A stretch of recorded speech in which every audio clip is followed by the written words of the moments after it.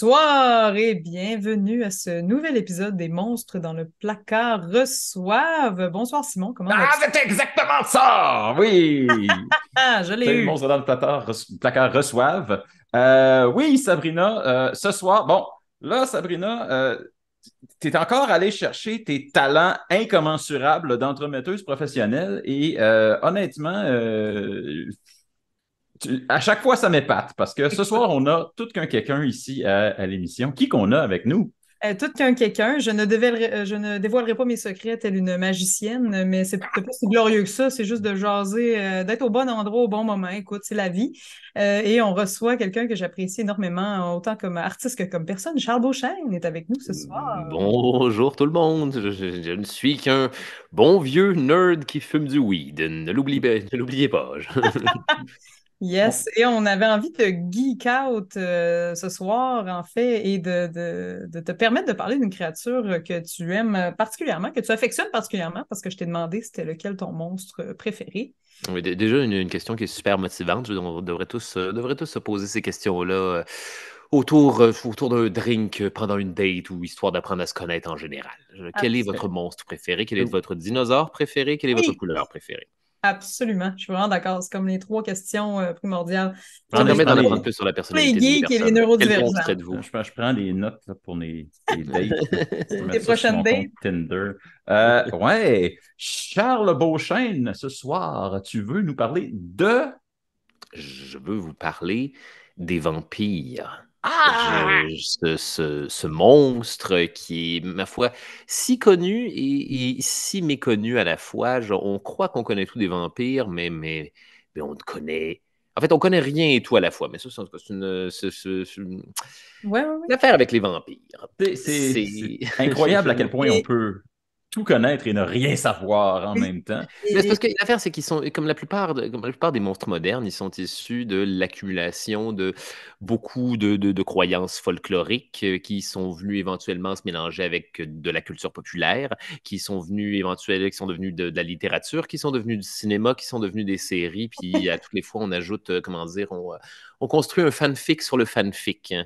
Et à la fin, oui, c'est un meme. Fait c'est que Oui, ça. exactement, c'est ça. On est pile là, ou peut-être juste après, qui sait. Et je me demandais, le vampire est arrivé comment dans ta vie? À quel moment? C'est-tu comme t'étais gothique Oui. au secondaire? C'est-tu Premièrement, oui, film? j'étais gothique au secondaire, déjà cette affaire-là, mais je, je sais pas. Je pense que je crois que je suis un gars de cap dans la vie. Depuis que je suis petit, j'aime les capes. J'aime ça, porter des capes. J'aime les personnages dans les dessins animés qui portent des capes.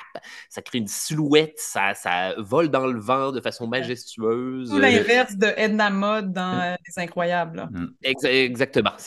On y va pour l'autre. Oui, c'est très peu pratique. Ça pogne dans tout. Je vous suggère de ne jamais combattre avec une cape, mais c'est un statement. Mais Voilà. maintenant que tu fais ce statement-là, je me rends compte que probablement moi aussi, c'est quelque chose qui m'a animé toute ma vie. Puis là, tu viens de mettre des mots dessus. Ouais. Ça C'est révèle de soit quoi Zorro, c'est soit Dracula, c'est toutes des Superman, les mythes, capes. mais les caps, Et man. Ramenez, Hein. ramenez les caps au ça public. rajoute du charisme et de l'épicness à tout. C'est un statement. Et en tout cas, c'est drôle parce que plus, je me permets de faire une parenthèse. Ils ont comme essayé de ramener les caps récemment, puis ça a comme pas repris assez longtemps. Genre, je pense qu'on serait dû pour Il y a quelqu'un qui va devoir faire le fashion statement de Ouais. réinstaurer les caps éventuellement. Faudrait qu'on ait Beyoncé en cap à quelque part pour que ça se Ou fasse. en tout cas, une Lady C'est, Gaga quelconque qui va partir ça. Là, mais... c'est Où est très, Lady Gaga? on sait jamais. C'est très intéressant que tu nous parles de ça aujourd'hui, Charles, parce que c'est le premier monstre qu'on a couvert à l'émission, c'était les vampires. C'est d'ailleurs le Pour seul vrai? monstre qui, jusqu'à maintenant, s'est mérité un show de 2 heures, à la fois parce que c'est un monstre très intéressant, puis parce qu'on n'avait pas beaucoup d'expérience à cette heure-là.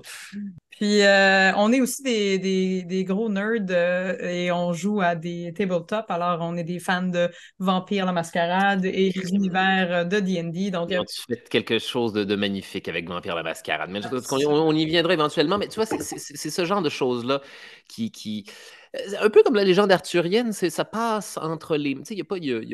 pas de récit original de la légende arthurienne. Il n'y a que des histoires qui ont été écrites par des dos différents à travers l'histoire. Donc, à toute fin pratique, la légende arthurienne n'est que du fanfic sur lequel d'autres personnes ont construit du fanfic. Et c'est un petit peu ça, les vampires. Donc, les capes, voilà d'où je pars. Puis là, la première chose que je sais, c'est que tu te déguises en Dracula à un moment donné à l'Halloween. Puis il y a je pense que ce qui, le film qui m'a esthétiquement on va dire, parti sur à quel point les vampires sont de cool créatures de la nuit, c'est From Dusk Till Dawn, ce Oh mon bon vieux Dieu!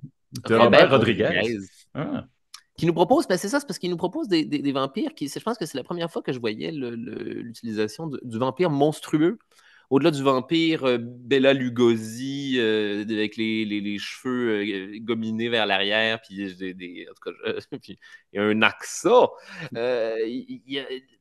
From Dusk Till Dawn proposait des vampires qui étaient des putains de monstres, qui étaient à moitié serpents, qui étaient un peu plus dans la lignée de Nosferatu, finalement, en tout cas, c'est ça. Puis là, ils entrent parce que les vampires, on y va dans le désordre, mais les vampires entrent dans deux catégories, nous sont souvent proposés dans deux catégories différentes dans la culture populaire. Le vampire séduisant, le vampire qui est un appât sexuel. Ça part justement de Bela Lugosi en Dracula dans les années 30 et que son costume qui est aujourd'hui le plus gros cliché d'Halloween imaginable. Absolument. Et il y a l'autre vampire qui est le vampire monstrueux, le vampire, comment dire, De Nosferatu. Blade 2. Le vampire Blade 2, oui! Nomax. C'est Blade 2 ou... Ouais, c'est 2 ou 3? C'est 2. Bon, à un moment donné, Nomax, leur celui, mâchoire inférieure s'ouvre, là, puis ils c'est sont ça. C'est chauds. Nomax, le nom du vampire laid dans Blade 2. Celui de Guillermo del Toro, voilà. Celui-là, oui. Mais c'est ça, tout part de Nosferatu, de Friedrich Murnau dans les années 20 ou 30, en tout cas, adaptation non autorisée de Dracula de Bram Stoker. Fait qu'il a fallu changer le nom du vampire, puis il a fallu changer sa nature aussi, puis en faire une bébite qui est plus en relation avec le monstre folklorique est-européen duquel le vampire est né. Donc, il y a les vampires beaux et les vampires laids. Essentiellement, il y a ces deux types-là. Moi, le bout où j'ai embarqué, c'est. En tout cas, manifestement, j'ai commencé à triper sur le linge des vampires beaux. Puis là, à un moment donné, on m'a proposé la possibilité, genre des vampires laids, mais avec des corps de Selma Hayek. Puis là, j'étais adolescent. Puis c'est venu mélanger tellement d'affaires. Ouvrir tellement de nouvelles portes. Oui, voilà. Je sais que j'aime ces affaires-là séparément et toutes mélangées ensemble à la fois. Les vampires, rien de mieux. Rien de mieux. Donc, c'est ça. Les vampires, ça nous vient de où? Ça nous vient des légendes est-européennes. Surtout, en tout cas, initialement, genre du 16e siècle, si je ne m'abuse, mais c'est devenu plus populaire au 17e, 18e siècle. C'est-à-dire, on part de l'époque des mousquetaires, à l'époque où on porte des perruques blanches, à l'époque où on porte des chapeaux de forme, qui est d'ailleurs l'époque de Dracula. L'époque où on avait chaud à la tête. Là. Oui, l'époque où on portait trop de couches, malheureusement. Tout n'était que chemise par-dessus waistcoat, par-dessus redingote, par-dessus cape. J'adore ça que tu caractérises les époques par la fashion de cette époque-là. Je trouve qu'on reste dans la thématique. C'est la façon de se retrouver dans ce micmac. T'as les Romains, les chevaliers... Non, les Romains, les Vikings, les chevaliers, les mousquetaires, la Révolution française avec des perruques, puis du monde avec des chapeaux de forme. Puis à partir de ce moment-là, ça devient une espèce de brouette, cravate. Mais tu viens de faire une ligne du temps tellement claire juste par des images, vraiment. Mais ça, c'est ma job en même temps. Vulgarisateur. Ce serait produit, c'est que il y aurait eu... il y aurait eu des épidémies de maladies à travers ces périodes-là en Europe de l'Est où plusieurs personnes seraient mortes à répétition à des endroits. Et ça fait très peur quand ça arrive, quand plusieurs personnes meurent de façon inexpliquée. Puis là, tout ça aurait été mélangé à du folklore il y a du monde qui aurait déterré des cadavres à un moment donné, soit pour faire plus de place dans les cimetières, soit pour en tout cas, vérifier que ce qui est mort est bel et bien mort. Est-ce que c'était l'époque où ils cherchaient beaucoup des cadavres aussi pour la médecine? Ou... Je pense que c'est une des multiples raisons de déterrer des corps à une époque où c'est considéré comme l'affaire la plus profane imaginable. On n'est pas censé déterrer des corps. Et c'est d'ailleurs justement un petit peu parti légendarium du vampire. On laissez les morts être morts. N'ouvrez pas la porte aux morts de revenir dans le royaume des vivants, parce que là, la première chose qu'on crée, c'est des undead, quelque chose qui n'est ni mort ni vivant, mais les deux de Schrödinger à la fois. Ah, j'aime ça cet angle-là que tu proposes. Je pense qu'on ne l'avait même pas vu dans Non, notre c'est vrai. premier épisode de c'est vraiment ça la mise en garde du vampire, ne pas laisser la place aux morts. Je trouve ça Le vraiment vampire, intéressant. et au-delà de ça même, je dirais que le vampire, il est... ce qui vient représenter, c'est un peu une espèce de fable préventive de vous ne devriez jamais aspirer à revenir du royaume des morts. Quand t'es mort, t'es mort. Entre guillemets, Dieu, la nature l'a voulu pour une raison. Le cycle de ce qui est naturel et normal en a voulu ainsi. Les humains vivent, ils sont un infinitésimal clin d'œil de perception d'eux-mêmes dans l'univers, et ils meurent, ils reviennent au néant. Revenir du néant, t'es à l'extérieur du cycle naturel des Ah, choses, et qu'est-ce que tu deviens à ce moment-là? Tu deviens un putain de monstre. Et c'est ça que les gens, je pense, en tout cas, craignaient à ces époques-là où il y a des épidémies surprises, les gens meurent de façon inexplicable, qu'est-ce qui se passe? Et là, ils ont découvert que quand on déterre les morts, souvent, les cercueils sont endommagés, ou ils ont bougé dans leur cercueil, ou il y en a et tout ça, parce que tout le monde n'était pas vraiment mort quand on les mettait, Hmm. en terre à c'est ces vrai. époques-là. La médecine n'est pas nécessairement super. Il y a des formes de coma qui provoquent un état qui est tellement proche de la mort qu'il en est particulier, qu'il en est presque indissociable. Et là, tu te ramasses à ouvrir pour God forbid, quelle raison d'ouvrir un cercueil, mais il y en avait. Tu te ramasses à ouvrir ça et à te rendre compte qu'il y a des traces d'ongles sur les couvercles de cercueil, Des qu'il y a gens des qui ont gens qui essayé étaient de enterrés sortir. vivants qu'il y a des gens qui étaient enterrés vivants à ces époques-là. Et il va y avoir d'ailleurs une peur qui va être caractérisée, qui va être, voyons, exemplifiée au 19e siècle, quand à l'époque des Victoriens qui avaient une fascination justement pour la mort, hein, et le retour de la mort, ça faisait beaucoup partie de leur folklore, ou du moins retarder la Ouais. mort. Ils posaient des cloches, des petites cloches à côté des cercueils que tu pouvais sonner à partir de ton cercueil si tu étais enterré vivant, qui était inutile la plupart du temps, mais on avait peur de ça. C'est quelque chose qu'on s'est rendu compte qui arrivait souvent, la possibilité de se réveiller dans un cercueil. C'est Et, fou, pareil. Hmm. et ça donne lieu à quoi? Ça donne lieu dans l'esprit dans l'esprit folklorique, ça donne naissance à la légende de on peut revenir du royaume des morts. Quand on revient du royaume des morts, manifestement, on devient un putain de monstre. Ben, Et là, il va... ça fit Vas-y, aussi vas-y, je avec le t'écoute, Sabrina. côté. Ben, ça m'évoque l'image aussi des vampires qui dorment dans les cercueils, donc qui se couchent, Oui, qui reviennent vraiment, là. mais c'est leur nouvelle normalité. C'est leur nouvelle. Et d'ailleurs, un des pouvoirs, souvent Dracula, par exemple, qui en est un très, très bon exemple. Dracula, lui, c'est Bram Stoker, quand il a écrit son roman, il s'est basé, oui, sur les légendes de Strige, puis des vampires folkloriques de l'Europe de l'Est. Mais c'est de la fiction, fait qu'il en a profité justement pour à l'époque des Striges, à l'époque du folklore est-européen, c'était surtout des espèces de zombies qui buvaient du sang des humains. Il n'y avait pas vraiment de pouvoir, c'était surtout des gros zombies assoiffés de sang. Puis c'est d'ailleurs la raison pour laquelle la légende du pieu dans le cœur est née à la base. C'est pour les épingler au dos de leur cercueil et qu'ils n'en ressortent jamais. Mais ils n'avaient pas de pouvoir additionnel. Bram Stoker débarque, il en fait une créature surnaturelle, il jukes the shit up, comme on OK. dit. Et là, il mélange un paquet d'affaires, comme entre autres voyons, le fait que... Ah, fudge, où est-ce que je m'en allais Se avec ça? transformer en brume, Se genre. transformer Les en brouillard, pouvoirs, entre ouais. autres Ouais. choses. Le fait que... pas le fait qu'il meure au soleil dans le vampire de dans le Dracula de Bram Stoker. Dracula peut se promener à la lumière du soleil, mais ses pouvoirs sont alors plus faibles. Il ne peut pas se transformer en animaux, il ne peut pas se transformer en brouillard, mais il peut exister. Il est restreint. La lumière qui tue les vampires, ça vient avec Nosferatu de 1920, whatever. Est-ce que c'est vraiment la première fois qu'on caractérise que c'est la lumière du soleil? Ça débute au 20e siècle, donc.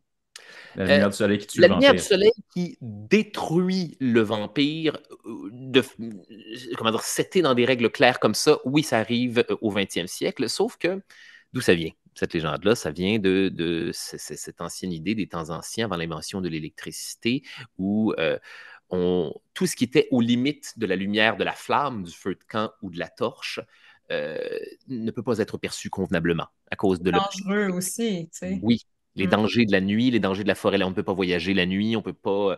Parce que la nuit est le théâtre de tout ce qu'on ne peut pas voir. Et évidemment, règle numéro un des films d'horreur, tout ce qu'on ne peut pas voir est l'affaire la plus monstrueuse qui soit. Absolument. Mhm. Donc, le vampire appartient non seulement à la nuit, puis au monde de l'inconnu, puis à toutes ces choses-là, mais là, on a upgradé ça dans le Sferatu comme le monde du jour le détruit. J'ai une question pour toi par Trouve-moi ça. rapport. Ça, c'est vraiment quelque chose qui me vient depuis notre première émission. Euh, tu as parlé que, effectivement, dans le folklore est-européen, la strie, la striga, c'est un gros zombie rempli de sang qui, dans le fond, il est juste horrible. C'est juste un monstre. Oui. Comment on passe du monstre à quelqu'un qui glow au soleil, mettons? Comment on passe du monstre au sexy boy? Qu'est-ce qui se passe? C'est une excellente question. C'est pas toute la Euh, faute de Bram Stoker, Ben aujourd'hui? non. c'est en partie la faute de Bram Stoker. Il a aiguillé le train dans cette OK. direction. Dans le sens que Bram Stoker, lui, il a inventé toutes sortes de pouvoirs à son vampire. Et un des pouvoirs qu'il lui a donné, c'est qu'est-ce que c'est qu'un vampire? C'est un prédateur. Hmm. Il lui a donné un pouvoir de prédation sur les humains.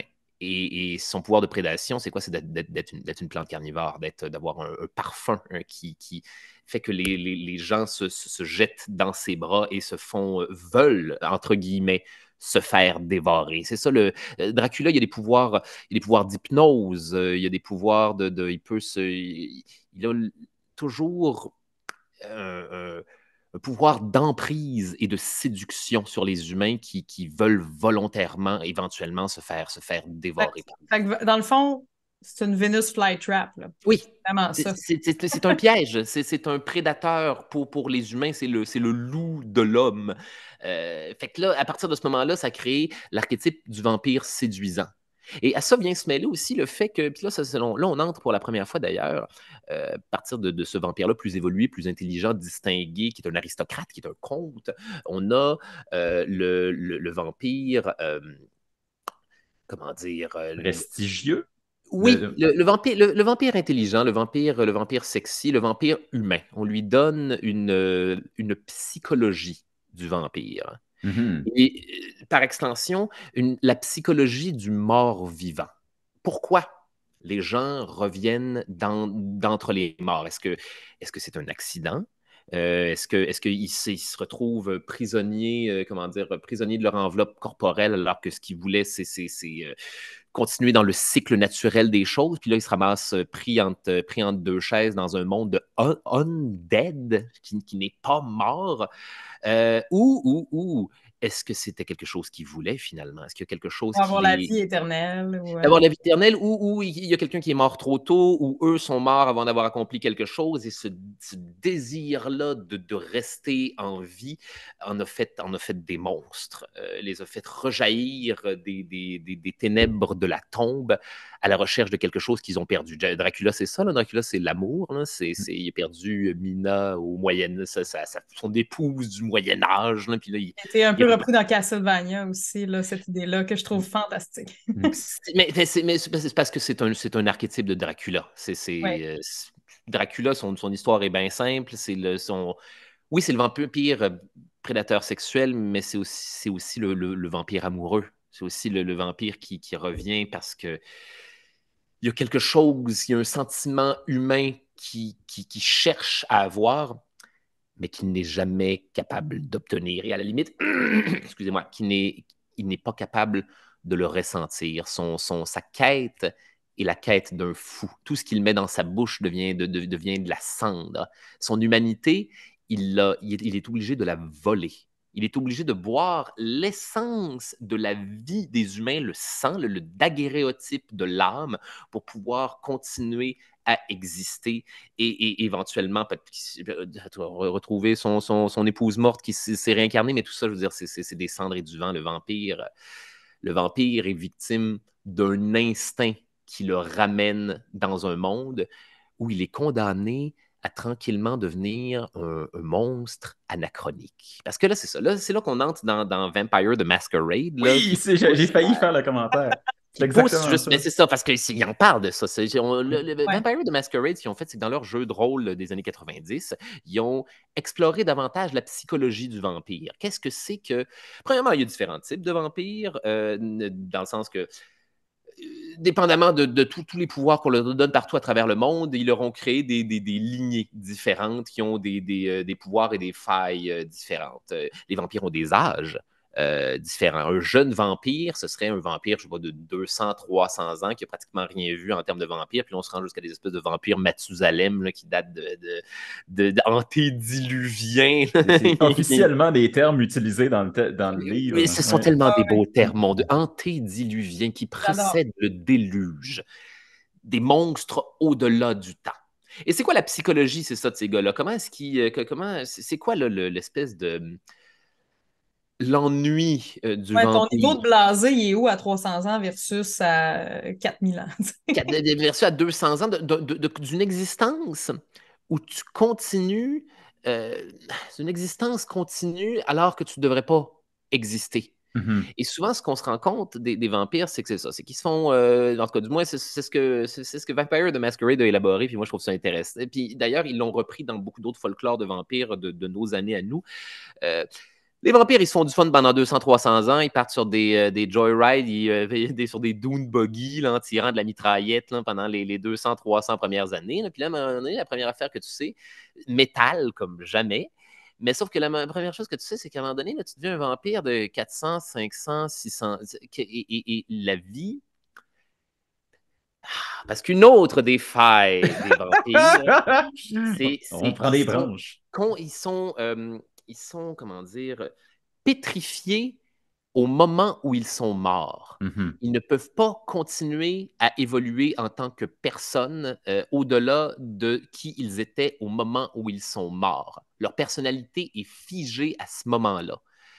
Et le reste n'est que vie prolongée, hein, comme je l'expliquais, en volant l'essence et l'âme même des humains autour d'eux. Leur existence est c'est une pièce de théâtre. Ils ne peuvent que courir après une humanité qu'ils ne seront jamais capables d'avoir. Puis là, à un moment donné, c'est ça. La première affaire qu'ils savent, c'est que c'est des vampires du Moyen Âge qui vivent dans un monde où ils sont devenus des blagues anachroniques, où ils comprennent plus rien, ou parce qu'à un moment donné, tu as arrêté de t'intéresser genre à la technologie d'humains qui vivent 1000 fois plus vite que toi parce que leurs vies sont si courtes, puis là, qu'ils inventent des téléphones intelligents. Là, la première chose que tu sais, c'était une vieille affaire poussiéreuse dans un monde que tu Tu deviens comprends une plus. personne âgée, peu importe ce qui arrive. Oui, oui, tu deviens la plus vieille de toutes les personnes âgées. Et que là, des petits vampires là, de 200 ans autour de toi qui continuent à shooter du gun dans les Doom Buggies, là, t'es comment fou, mais à quoi bon? J'adore quand c'est l'image qu'on a. Mais c'est ça, c'est ça. Ça m'évoque le faux documentaire extraordinaire What We Do in the Shadows. C'est un peu ça, là. Les Mais il y en générations. a un, c'est drôle, ça, il le synthétise super bien. Eux autres, ils Oh ont leur oui. groupe là, de vampires qui ont tous des âges différents. Là, puis il y a En colocation, tu le sais. en colocation avec le style vieux vampire qui est une espèce de Nosferatu qui dit rien, qui est tout seul, qui sort pour faire qui est juste une créature de la nuit. Là. Oui, Et c'est ça. Et c'est ça. que À eux un moment sont donné, obligés de le nourrir, dans le fond, sont obligés de lui apporter à manger comme à grand-papa à qui on va nous amener à manger dans le Ah, puis il sous-sol. essaye de dire de faire la vaisselle, puis il fait Mhm. juste... Mhm. Ça finit là, tu sais. exactement. Et qu'est-ce que ça nous montre, ça? C'est que eux autres, ils sont encore en train de vivre l'illusion du vampire aristocratique. Ils sont encore en train d'essayer de se faire accroire qu'ils sont des personnes et qu'ils ont une humanité. Et à partir d'un certain âge, le vampire finit par dropper ça et juste devenir un esti de monstre, une créature de la nuit qui n'a rien à dire, qui a juste à consommer pour continuer vainement à exister. Et ça nous amène à une de mes franchises de vampires préférées. J'aimerais parler du dessin animé japonais Hellsing Ultimate.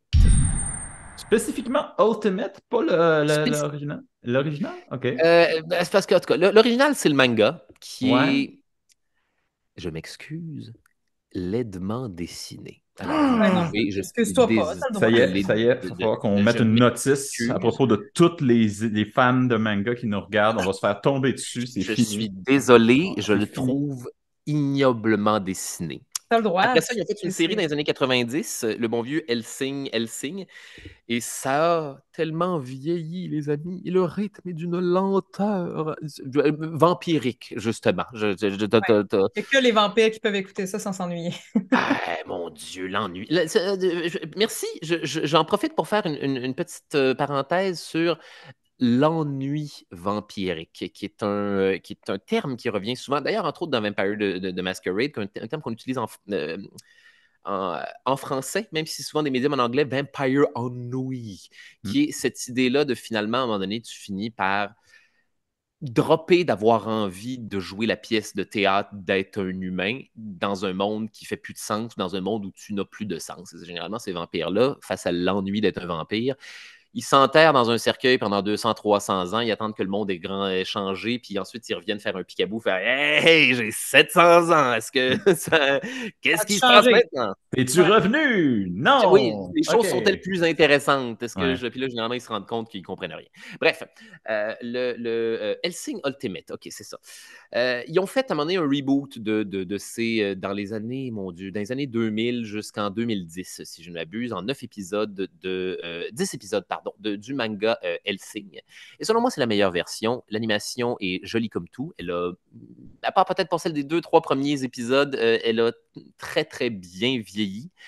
Et elle instaure à merveille ce concept que, dans le fond, les monstres, et spécifiquement les vampires, tout ce qu'ils veulent, c'est mourir.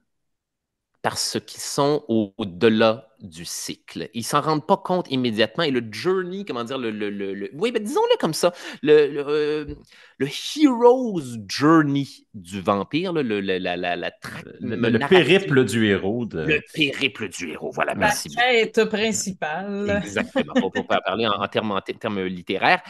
La quête principale du vampire est toujours la même, finalement. Ils deviennent une créature de la nuit, ils se rendent compte qu'ils ont plein de pouvoirs. Là, soit ils sont déprimés à cause de ça, comme Louis dans l'entretien avec un vampire, là, puis que suis-je devenu? Puis là, finissent par dealer avec, là, puis là, ils On deviennent sent comme qu'on a Lestat. affaire à un On va fan avoir un peu ici. plus de fun, mon petit Louis. Allez, laisse-moi t'amener sur un joyride dans ce Dune Mais au Buggy. final, Louis avait essayé de conserver quand même une parcelle d'humanité dans sa dépression vampirique, si je peux dire ça comme ça. Puis c'est ce que j'aimais du personnage aussi. Il est l'archétype de ce jeune vampire qui essaye encore de garder une certaine perspective humaine face au fait qu'il est un monstre. Et perspective qu'il abandonne Ouais, ouais. éventuellement. Il finit par Alors, faire comme Ah non, mais non. Vampire, man. Genre, on va manger des caniches. Là. Je vais Let's être ce go. gars-là maintenant. alors que Lestat est pleinement dans sa phase Dune Buggy, lui, il est Oui, oui, complètement. oui. À la Ouais, fin, no là, shame. quand il sort ses manchettes en crinoline là, en conduisant automatique, là, en conduisant manuel, là, Devenir, génial. devenir une star de rock, là, c'est métal. Là. Faire OK, Oui. sortez toutes de chez vous, ayez pas peur. Tu sais, je veux dire, il y a, en tout cas. Dune Buggy, les chums. J'aime Vraiment. vraiment ça qu'on ait établi ça comme le cliché Mais du oui, mais c'est vampire. ça. C'est C'est pareil. des rockstars, là, ils ont des clubs de goth là, avec des Ouais, mais en même temps, quand tu capuchols en regardes, tu sais, filet, là. regarde True Blood, c'est pareil. C'est Dans pareil, cette les phase-là, personnages. Il y a un c'est club des de jeunes vampires, vampires. il y a le master du club de vampires. C'est un peu ça. Buffy contre les vampires, ça a mal vieilli que le Moses. Mais, tu sais, je regarde Spike, c'est un peu ça, là, tu sais, Regarde le maître dans Buffy contre les vampires dans la saison 1 Oui, ben c'est vrai, qui est vraiment... on le fait jaillir là, d'une mare de sang, là, puis là, il Ouais. comprend. Il est comme quoi? Qu'est-ce que. OK. Je ne peux plus sortir du OK, mais là, vous allez devoir Mais, tuer du monde pour moi, puis m'écouter, j'ai des pouvoirs Ouais, d'hypnose, en tout cas. ouais. mais Louis reviens à Buggy. Helsing. Reviens à Helsing. Je veux Helsing. OK, savoir oui, Helsing, excusez-moi. pourquoi ils veulent mourir. Ils ont pris tous ces efforts-là pour pas mourir. Pourquoi, soudainement, c'est ça leur quête? Ah, Helsing nous raconte l'histoire, bref synopsis, nous raconte l'histoire de la famille Helsing, comme Abraham Van Helsing, le chasseur de vampires dans Dracula. Bon, là, on est plus tard à la fin du 20e siècle. Dracula est devenu une arme que la famille utilise pour combattre les vampires. Il s'appelle Alucard maintenant, là, Dracula à l'envers. Il combat, maintenant c'est un chasseur de vampires avec deux petits gros guns. C'est super Ah, mais il y a un cool. sacré look fashion, même s'il n'y a pas de cap. Non, mais il y a un Un grand long manteau. manteau Il fait un long victorien trench coat qui fait un peu pasteur même là, dans la coupe. qui Un fait peu, office de euh, cap là, avec ouais, ses c'est ça. gants Ça compte, blancs ça de compte. Bella Lugosi. Grand Ils ont chapeau. upgradé, là, c'est ça. Là. Ils l'ont pimpé, littéralement. Ils ont donné un petit gros chapeau. Bref, on le... ils combattent qui là-dedans? Rapidement, ils se rendent compte qu'ils sont assaillis par des vampires nazis. Des bons Yes! vieux... un autre archétype préféré? Faut que je sorte ma carte de bingo. Je pense qu'on les a toutes cochées. Deux monstres Ah! mergés ensemble, le vampire J'aimerais ça. nazi. Rien de mieux. Des Waffen-SS en plus, les pires des pires, Je qui sais. sont maintenant de retour sous la forme de vampires nazis qui reviennent attaquer Londres dans une dernière tentative de revivre la Deuxième Guerre mondiale. Et c'est ça.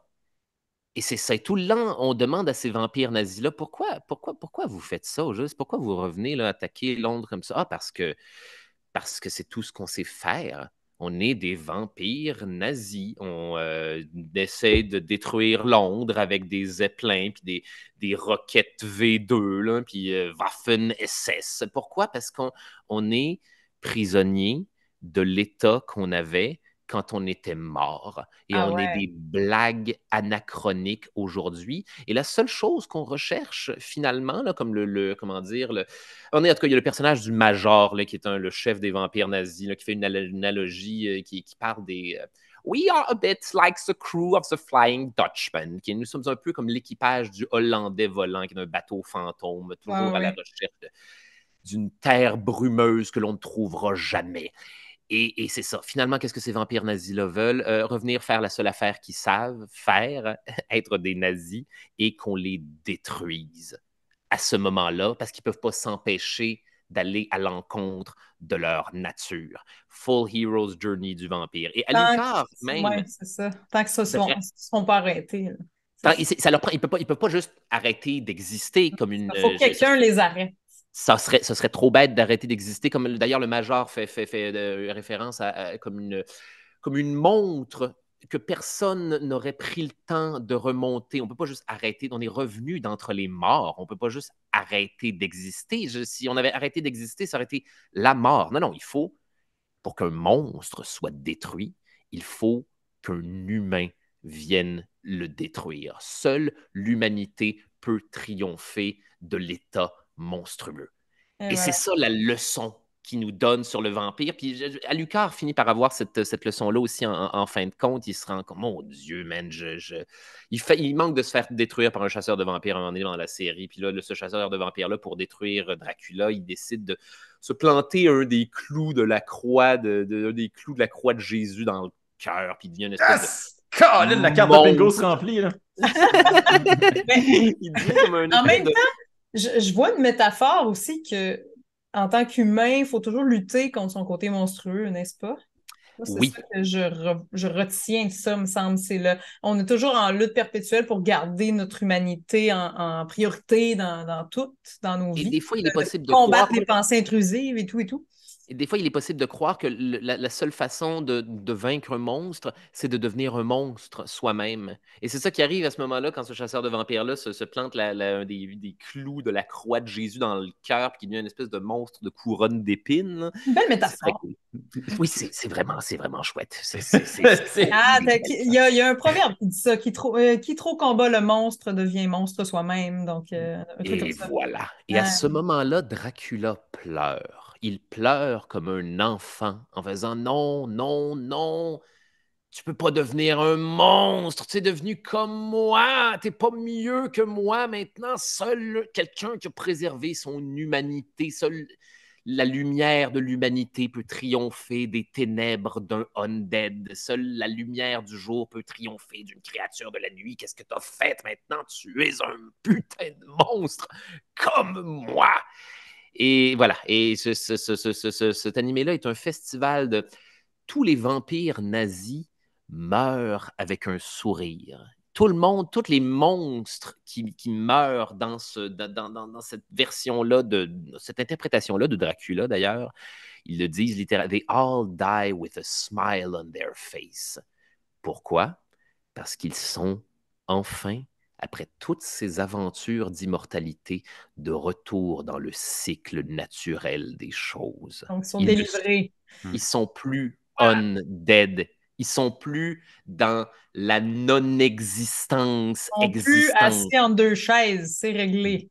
Ils sont morts. Ils ont la quiétude qu'ils auraient toujours dû avoir. Wow! Fin en vieux film de noir et blanc.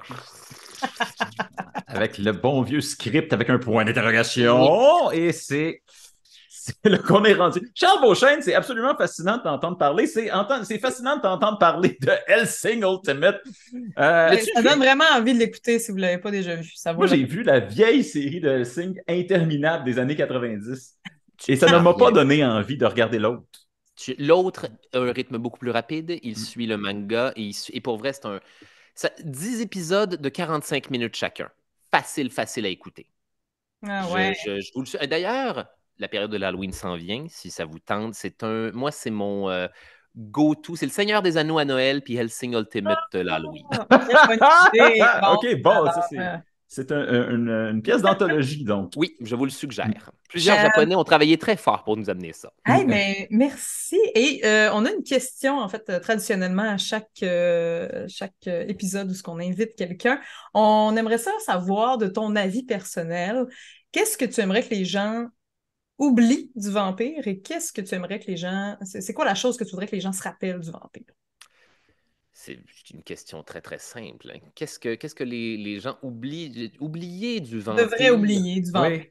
Qu'est-ce qu'il faudrait qu'on évacue du mythe et qu'est-ce qu'il faudrait qu'on garde du mythe? C'est ça.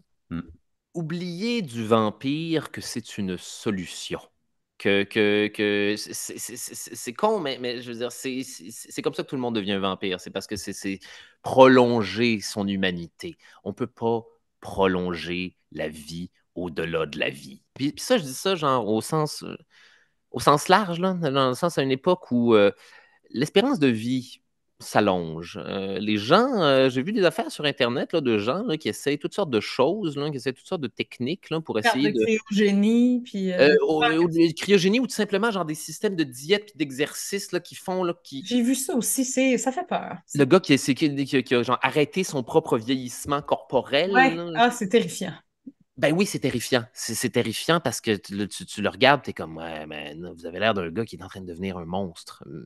Exact. C'est donc le processus de vampirisation entamé. C'est le processus de vampirisation et on va y avoir accès. Peut-être pas nous, peut-être pas notre génération, peut-être pas la génération de nos enfants, mais on va éventuellement vivre dans un monde où prolonger l'espérance de vie au-delà de ce qui est, entre guillemets, naturel va être un issue. Il va y avoir des cyborgs, il va y avoir les organes clonés. Puis, Faites attention, les amis, il y a peut-être un bout, à un moment donné, dans ce parcours-là où on va perdre notre humanité. Et qu'est-ce que j'aimerais qu'on se souvienne des vampires? Oui. Finir sur une meilleure note, peut-être. Précisément la leçon qu'ils nous enseignent, qui est le cycle et le cycle. La mort, oui, c'est quelque chose de terrifiant quand on est vivant, mais finalement, quand tu es undead, la première affaire que tu te rends compte, c'est que c'est ça que tu veux plus que tout. Pourquoi? Parce que c'est naturel. Oh, On ne peut pas peupler l'éternité de Gun puis de Doom Buggy. Vous allez vous faire du fun pendant 200 ans, là, mais ça passe vite sur le coup, puis après, tu regrettes. Souvenez-vous l'ennui des vampires. Oui. Charles Beauchesne, écoute, t'as sûrement des choses qui s'en viennent dans tes projets. On te connaît à travers les pires moments de l'histoire. Les gens te connaissent déjà, mais... Qu'est-ce qui se passe si les gens ne connaissent pas? Où peut-on le découvrir? C'est ça, là, je l'ai dit, les pires moments de l'histoire, le podcast par Urbania, vous n'avez pas le choix d'écouter ça si vous ne l'avez pas déjà entendu, mais en ce moment, là, tu as plusieurs choses qui s'en viennent. Peux-tu nous en dire plus? Oui, Premièrement, le podcast, on est sur toutes les plateformes, dont audio, cette épouvantable plateforme de Radio-Canada. Je vous suggère de m'écouter sur Spotify, iTunes Music ou à la limite sur YouTube, si vous préférez. Toutes les bonnes places pour écouter des podcasts. Sinon, j'ai 3 spectacles que je run simultanément ces temps-ci. Dépêchez-vous avant que j'en retire quelques-uns du marché. Mes 2 conférences historico-humoristiques. Charles Beauchesne parle de la peste noire pendant 60 minutes.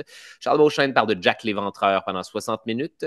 Billets disponibles au hahaha.com. Allez voir si je suis dans votre coin. Ça se peut que j'y sois. Mon spectacle de stand-up, Les Corbeaux me regardent d'un air bizarre, que je vais jouer beaucoup plus dans les prochaines années. Billet disponible au hahaha.com aussi. Je l'ai vu et c'est très, très, très bon. Alors, avis aux intéressés. T'es bien gentil. Si on s'était pas croisés là, je pense que je ne serais jamais venu faire ce podcast. C'est ça, c'était un bel addon pour vrai. Donc, Nous sommes les allez Le corbeaux hasard qui fait bien regardent les un choses. hasard. allez voir ça. Si vous êtes à mi-trentaine, là, vous allez relate à pas mal toutes. Moi, je C'est me un suis excellent sentie vue. segue que tu me fais là, Ah oui. Sabrina. Être mi-trentaine, parce que comment me trouver sur Facebook? J'ai une bonne vieille page artiste Facebook, Charles Beauchesne, artiste. Euh, je mets tout, quand il reste des billets, je mets tout là-dessus. Quand j'annonce des projets, je mets tout là-dessus. C'est un peu vieillot, mais j'ai un fanbase de gens. Yo, c'est vintage, moi, je dirais, là. On est rendu là. Les gens mi/fin trentaine sont encore en grande partie sur Facebook et c'est eux qui briefent leurs enfants. Donc, tout va pour le mieux. Voilà. Sinon, dernière affaire, la BD des pires moments de l'histoire. On vient de sortir ça en septembre. C'est un bon vieux compendium de bandes dessinées de 13 de nos capsules préférées, des mini pires moments de l'histoire qu'on a faites à La soirée est encore jeune en 2019/2020.